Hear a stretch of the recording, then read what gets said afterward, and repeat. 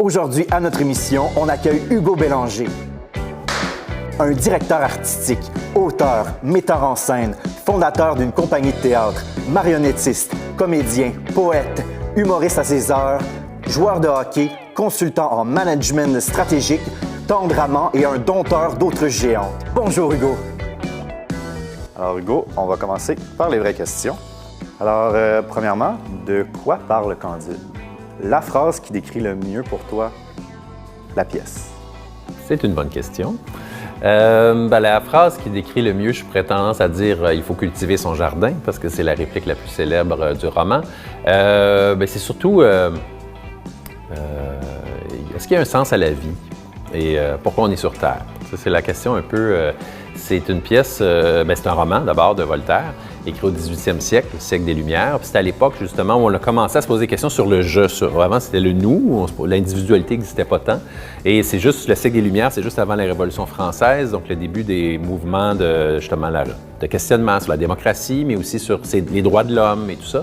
Donc le questionnement où les êtres ont commencé à se poser des questions. Moi, comme individu, qu'est-ce que je suis? Qu'est-ce que je fais sur la Terre? Si Dieu existe, est-ce que j'ai un rôle à jouer? Est-ce que tout est déjà défini d'avance? Ou au contraire, est-ce que je fais mon propre destin? Puis c'est parti d'un questionnement que Voltaire avait quand il y a eu un tremblement de terre à Lisbonne. Il est arrivé un gros tremblement de terre où il y a plein de monde qui sont morts. Puis il s'est posé la question, comment ça se fait que si Dieu existe, il a laissé une chose pareille arriver? Et pourquoi il n'intervient pas? Et donc, si on est libre de nos actions, alors est-ce qu'on peut faire n'importe quoi? Comment être heureux là-dedans? Et aussi cette prise de conscience de plus en plus de tout ce qui nous arrive autour. Donc, l'être humain se pose des questions par rapport à comment être heureux en sachant tout ce qui arrive autour, les malheurs. Donc, c'est une pièce mais c'est un roman qui est un conte philosophique.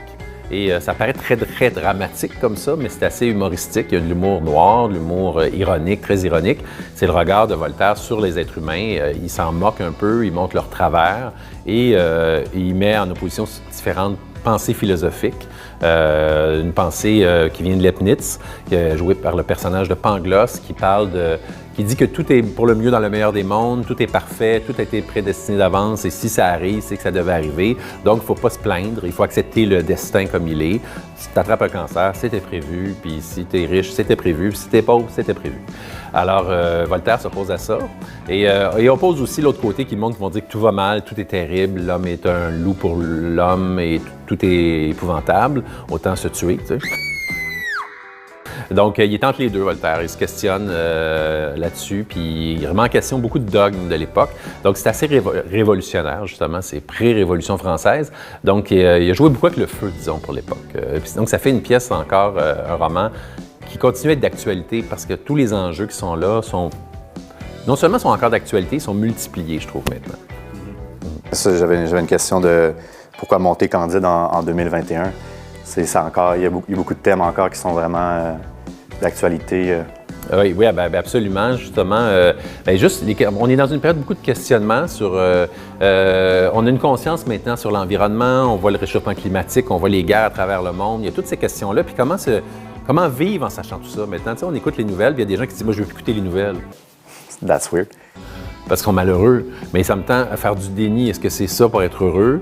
Est-ce qu'il faut être ignorant? Ou quand on est conscient que mon cellulaire, il pollue. Même si je fais du recyclage, même si je fais tout ce qu'il faut, malgré tout, j'ai une empreinte de carbone. Malgré tout, il y a des guerres dans le monde. Il y a un massacre ailleurs.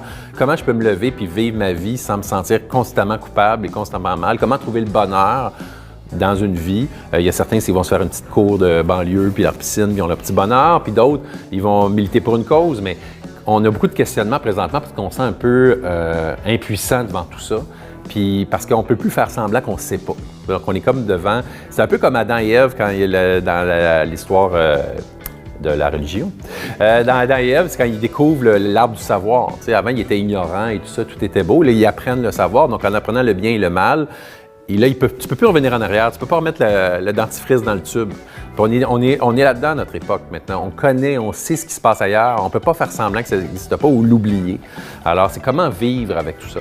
Puis donc, Candide, les questions qu'il pose dans Candide, des questions sur la religion, sur la liberté, sur le racisme, sur les droits des personnes, sur la démocratie. Il y a plein de questions qui sont toujours d'actualité. Les questions, même, sont encore plus exacerbées, je trouve, maintenant. Alors là, c'est le moment où on a une surprise pour toi. Ben voyons donc! Ben voyons, là! Hey, vous êtes fous, là! Hey, c'est quoi?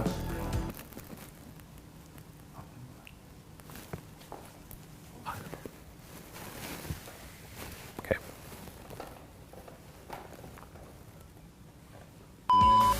Comment s'est passé le processus d'adaptation et de création de la pièce? Parce que, comme tu dis, c'est un roman de base et c'est toi qui as adapté le roman en pièce de théâtre.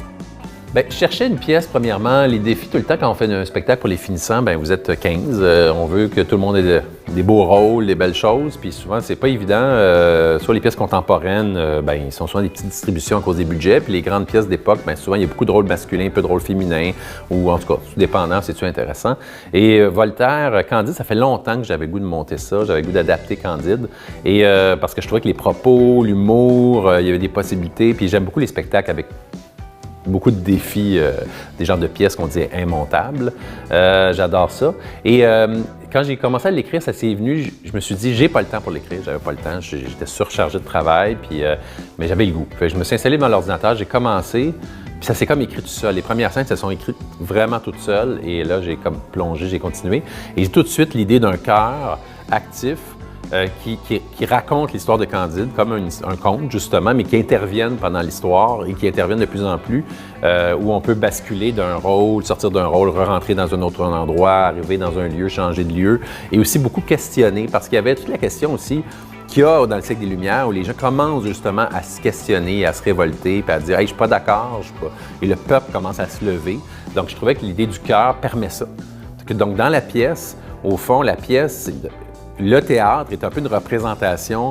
Dans le roman Candide, ils se questionnent, ils parlent à Dieu. Bien, ils ne parlent pas à Dieu directement, mais ils se questionnent. Il y a Dieu au-dessus, puis ils sont dans leur vie en se disant est-ce que les malheurs que je vis, comment ça se fait que je vis ça? Y a-t-il quelqu'un au-dessus de nous pour nous le dire? Et les gens commencent à se le peuple et les gens se questionnent et tout ça. Et en faisant le spectacle, les comédiens, vous êtes sur une scène et vous vous questionnez un peu comme les personnages se questionnent avec l'auteur et qui sont pris sur une scène, ils ne savent pas trop pourquoi ils sont là. Et le chœur se questionne aussi, ils remettent en question leur place, comme le peuple remet en question sa place pendant ces années-là. Donc, le défi, c'était aussi au fond, parler de ça à travers, sans être directement dans l'histoire, mais dans la manière de raconter l'histoire. On parle aussi de ça, de cette prise de position du peuple, ce questionnement, cette remise en question des rôles. Donc, il y a beaucoup de... Souvent, c'est ça qui est intéressant au théâtre, c'est de parler de l'histoire, mais pas au premier degré. Donc, d'une autre façon, avec le théâtre. Alors, selon toi, quels sont les défis du spectacle?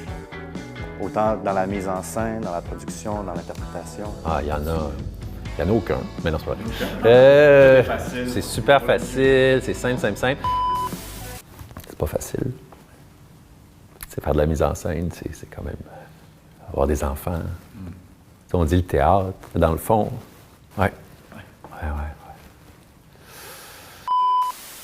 Bien, il y a quelques défis. Premièrement, il faut savoir que Candide voyage beaucoup.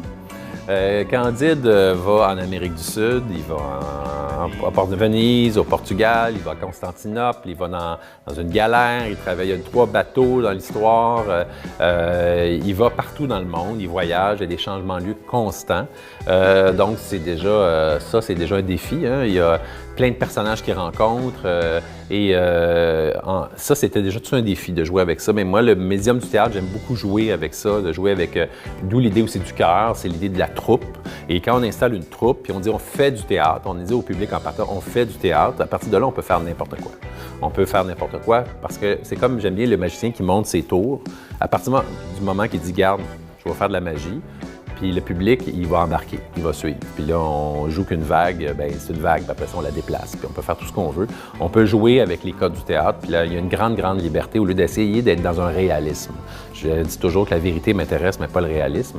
Donc, il y a une grande liberté dans le jeu du théâtre, puis je trouve que puis le public participe à ça. C'est ça, je trouve que la force du théâtre, c'est jouer avec le médium et le public participe à ce jeu-là. Comme je dis souvent, quand on regarde une pièce de Robert Lepage, il joue souvent avec le médium. Quand on le voit voler dans les airs, dans la face cachée de la Lune, bien, à la fois on est fasciné par le truc, mais on le voit aussi, puis on trouve un plaisir du spectateur à comprendre le truc puis à jouer avec lui. Donc, je trouve que c'est toujours très intéressant. Puis ça donne une force, puis ça permet... Donc, c'est le défi de tous les lieux, c'est un défi. Puis l'autre défi aussi, c'est toute la notion philosophique. Il y a comme des débats philosophiques, il ne faut pas que ça soit trop lourd. Et c'est de situer toujours où sont les débats importants, comment les exprimer dans le jeu, des fois dans la discussion. Puis il y a certains moments aussi qu'on bascule dans le... Il faut lire aussi dans Voltaire qu'il y a beaucoup d'ironie, il se moque beaucoup, mais il y a quand même des messages très importants qui passent à certains moments, en tout cas, puis que ça, il ne faut pas les manquer. Selon moi, il faut, des fois, on bascule dans quelque chose de beaucoup plus sérieux, et hop, on retombe dans l'ironie, parce que Voltaire se permettait beaucoup de choses, il a risqué sa vie à ce moment-là d'écrire des choses complètement qui étaient pratiquement impossibles à écrire à cette époque-là. On vit à une époque où oui, on remet en question beaucoup présentement qu'est-ce qu'on peut dire, qu'est-ce qu'on peut pas dire, mais il faut savoir qu'à cette époque-là, c'était encore plus grave, cette notion-là de liberté de parole. Donc, encore là, la notion de liberté de parole est encore très actuelle. Donc, je trouve qu'il y a plein de choses qui parlent à notre époque. Puis, je pense que c'est un spectacle, c'est pas les gens qui vont venir voir un classique, mais plus voir, je pense, une œuvre qui nous parle encore. Puis, souvent, on dit ça, venez voir, je sais pas, un Molière, ça nous parle encore, puis on force des fois la... Non, ça, c'est vraiment évident. Il y a plein de choses dans ce texte-là qui a des résonances actuelles incroyables, en parlant avec les étudiants, que ce soit en jeu ou en production, mais il y a des gens qui me disent « Ah oui, moi, je trouve que ça m'a fait penser à ça, ça, ça, ça, ça », puis des fois, c'est même des choses, moi, j'ai rien dit, puis les gens le voient tout de suite, les liens avec notre époque, puis on n'a même pas besoin de les forcer, ils sont là. Venez voir ça, c'est bon. Parce que ça va être cool.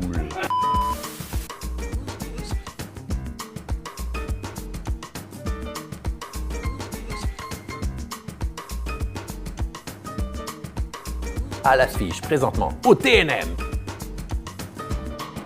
C'est ça. J'ai hâte de voir comment vous allez faire tout le montage avec ça.